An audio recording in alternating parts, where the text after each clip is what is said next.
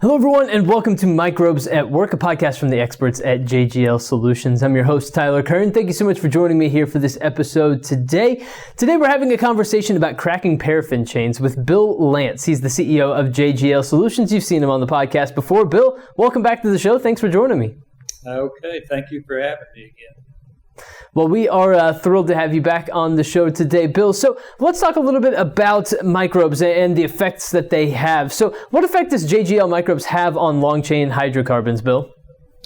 Yeah, well, the long-chain hydrocarbons are usually considered paraffin in the oil field, which paraffin, is a wax, just like candle wax. And so the long chains are comprised of the oil, and they cause the oil to thicken up like the candle wax, and then you've got a problem in the oil well. And so what you're trying to do, or what we're trying to do with our microbes, is break those chains, actually change them to lower carbon chains, cracking, if you will, similar to what they do in refineries to improve the oil. And what you get from that now is the paraffin's no longer there. It's now a lower carbon chain of oil, a better quality of oil, and you don't get the plugging and the hot oiling and things like that come along with when you have paraffin in your well. So you kind of dove into it a little bit there, but I want to talk a little bit more specifically about the benefits that you can see in oil field operations when you employ microbes like this. Tell us a little bit more about what you can see as some of the benefits. Yeah, so the operators, typically what they do is mechanically, there's a couple ways you can deal with paraffin. A lot of times it becomes so hard and thick in the well, it shuts it down, it stacks it out, literally stops it. And sometimes it's so bad they've got to spend a lot of money pulling the tubing, stripping the rods out, and that can get very expensive. Obviously, something you want to avoid. So they pay hot oilers to come and heat the oil up, 200 plus degrees, and run it down the well to help melt this wax. This long chain hydrocarbons you're talking about increase the pour point of the oil, which that just means as soon as your oil cools off, it starts to harden. That's what a pour point definition is, the point at which it does that. And you don't want it to do it in the well, obviously. And when we're breaking these carbon chains down, we greatly reduce or even eliminate things like hot oiling and, making well pulls easy instead of, stripping jobs and things like that. So when you're not having to, hot oil, like you mentioned, is that reducing costs? Is that saving time? Is that making you more efficient? Kind of talk to me about some of the benefits when you don't have to do that all the time. Yeah, so hot oiling's expensive, depending on where you're at, anywhere from $300 to over $1,000 and sometimes even more each time you have to do it. And if you can eliminate that, there's a big cost you've saved the operator. Stripping jobs can get upwards $10,000, $20,000, $50,000. You have a really bad one. So you're saving the operator a lot of money right there. And just by keeping our microbes in that well bore, they're able to achieve this. And we actually use enough that we push out into formation even and are able to, I think, be more effective that way. So once we get that in, we try to eliminate those costs that are associated with it. So can you share with us maybe some examples of how you've seen this work in practice out in oil fields and, with customers and clients? Give us some examples of what this looks like once it's fully employed. Yeah, we had a good one with Apache. It was probably a good example because they were hot oiling the well twice a month regularly before we got it. In fact, for years. And tried paraffin chemical on it and was not effective. So they had to just continuously hot oil so they wouldn't have stripping jobs. And we got on it, and there was a little cleanup for the first 30, 60 days as we were cleaning out deposits.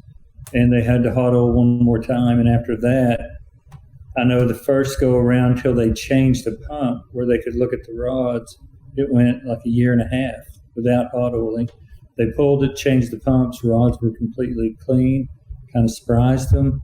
Not us, shocked them though. And another benefit from that, because we were removing deposits down the hole, when you hot oil, you're taking your oil off usually at the bottom of the stock tank, and you're heating it up 200 plus degrees.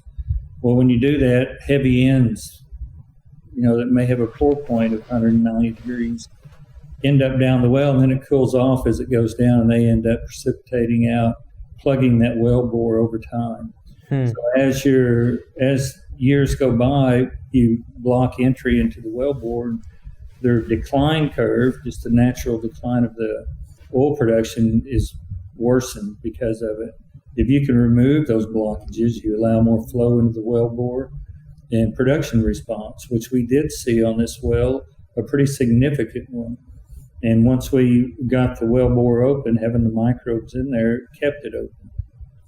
So not only did you get the operating cost savings and eliminate the hot oiling, you brought production up as a bonus. And a lot of times that'll happen, and it's usually where we have, skin damage is what they call it, downhole in the perfs and formation that we remove. So, Bill, when you talk to people about this process and the role microbes can play, what are some of the more common questions that you receive? What are some of your frequently asked questions that you're hearing from people? Give us some of those questions and maybe some of the answers that you give people when you receive these questions. Yeah, first things, how fast does it take effect? And, they really start working immediately. It's just there's always a cleanup required. And sometimes that's a lot, and sometimes it's not, and sometimes you never have any trouble with it at all. You just begin with the microbes and go on. But like that one, for the first 60 days, they had to run another hot oil through there. And part of that was because of the cleanup, and sometimes down the road, maybe a year into it or more, you might have to do that again. We've seen there's some that I've had some real severe ones that, we extended the hot oil to once every 6 months on a really bad one.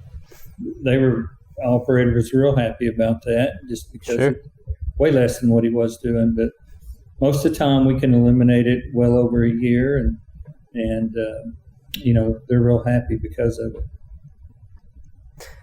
Absolutely. So, Bill, as we begin to wrap up this conversation today, I think it's been extremely informative about how this works and the benefits that it provides. Do you have any final thoughts, anything you want to leave our listeners and viewers with here today that you want them to understand before we sign off?